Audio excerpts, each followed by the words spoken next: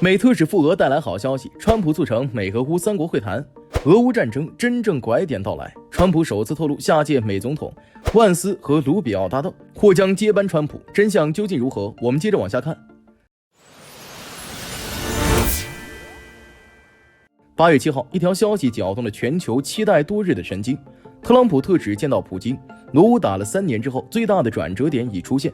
特朗普在社交媒体上宣布，美国特使史蒂夫·维特科夫与俄罗斯总统普京的会晤极富成效，取得重大进展。紧接着，《纽约时报》援引消息人士称，特朗普计划最早于下周与普京举行会晤，随后更将促成普京与泽连斯基的3方会谈。一时间，持续3年多的俄乌冲突似乎迎来了一个前所未有的外交转折点。维特科夫此次莫斯科之行，背景是距离特朗普设定的8月8号最后通牒只剩48个小时。在此之前，美国对俄罗斯的制裁效果被普遍认为有限，而俄罗斯的军事行动仍在持续，甚至加强了对乌克兰的攻击。在此背景下，维克科夫的使命既是高压施压下的探路，也是一次充满风险的破冰。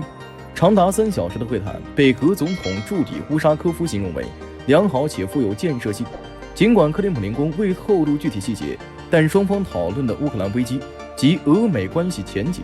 普京面带微笑会见特使的画面被广泛传播，这在当前紧张局势下显得尤为不同寻常。俄方表示已向美国传递了信号，也收到了美方的回应。特朗普迅速将这一进展成果化，不仅宣称取得重大进展，还立即向德国总理默茨等欧洲盟友通报情况。这一系列动作意在构建一个以美国为主导的外交协调机制，为后续的高层会晤铺路。《纽约时报》关于3方会谈的报道将这场外交博弈推向了高潮。设想中，特朗普、普京、泽连斯基同坐一桌，无疑是结束冲突的最强信号。然而，这一构想面临着巨大的现实障碍。首先是安全与法律问题，国际刑事法院已对普京发出逮捕令，这使得普京在西方国家举行会谈几乎不可能。地点选择上，土耳其、沙特等中立国成为可能的候选，但协调3方日程与安全安排本身就是巨大挑战。其次是信任赤子，乌克兰方面虽对结束冲突的目标表示认同，但坚持必须是公平的和平，并强调俄罗斯必须首先停止进攻。泽连斯基在与特朗普通话后表示，俄罗斯必须结束这场由其发动的冲突。乌方对任何可能牺牲其主权与领土完整的和平协议都持谨慎态度。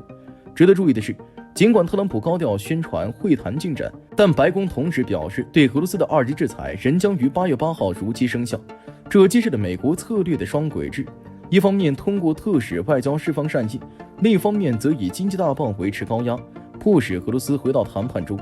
美国的2级制裁剑指印度等购买俄油的国家，旨在切断俄罗斯的冲突资金链。然而，俄罗斯对此早有准备，通过影子船队和本币结算等方式规避制裁。特朗普自己也承认，俄罗斯在规避制裁方面相当老练。对俄罗斯而言，与维特科夫的会谈既是回应美国压力的外交姿态，也是分化西方阵营的机会。通过展示对话意愿，莫斯科可以削弱西方团结，同时争取时间巩固战场成果。在宣布特使会晤取得重大进展后，特朗普立即采取行动，巩固外交势头。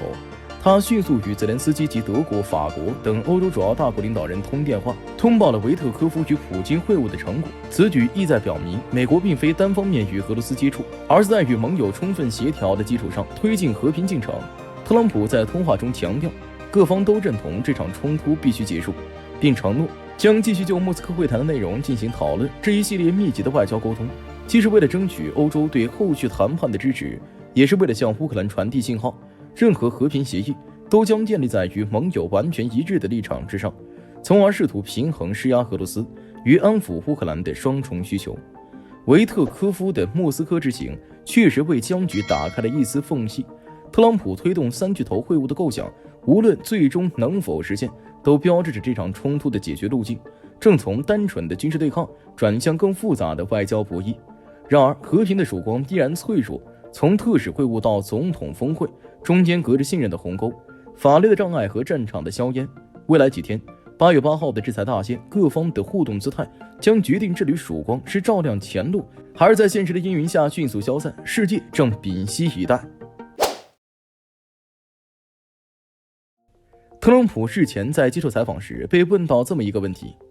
你认为副总统万斯是让美国再次伟大运动的接班人吗？换个说法，记者其实就是问特朗普，打算在2028年大选中推谁上去？对此，特朗普回答说：“我认为万斯最有可能，平心而论，他是副总统。”但他还提到了现任美国国务卿卢比奥届时与万斯搭档，一起参加2028年大选的可能性。特朗普说：“我觉得卢比奥也有可能以某种形式与万斯合作。当然，我觉得我们还有一些很棒的人，比如在场的一些人。”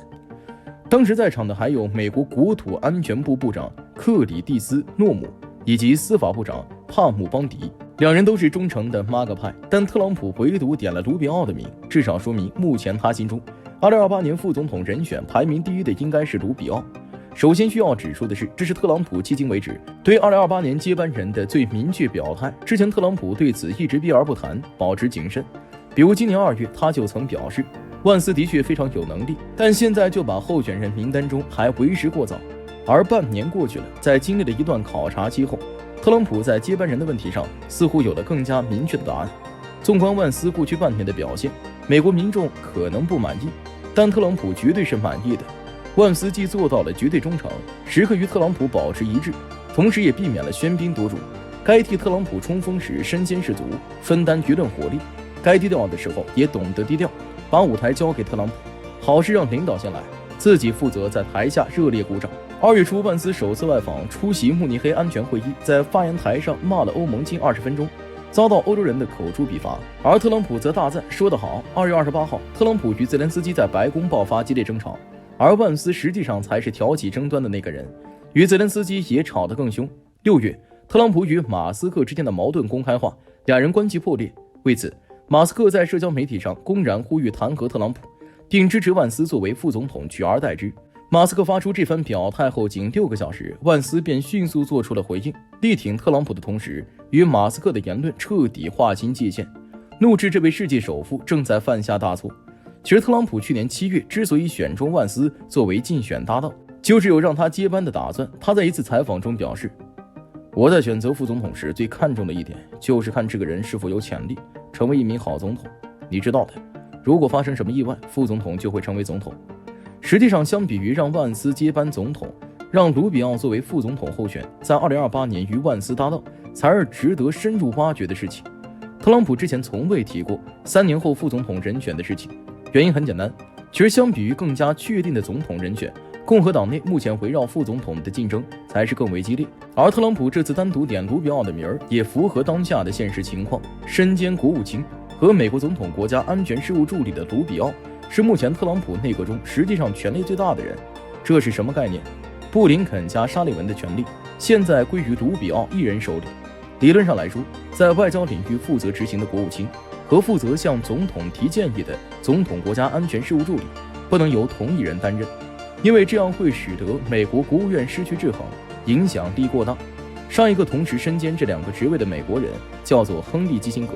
他是美国历史上影响力最大的外交官，哪怕退休多年，他对华盛顿的外交圈子依然拥有不可忽视的影响力。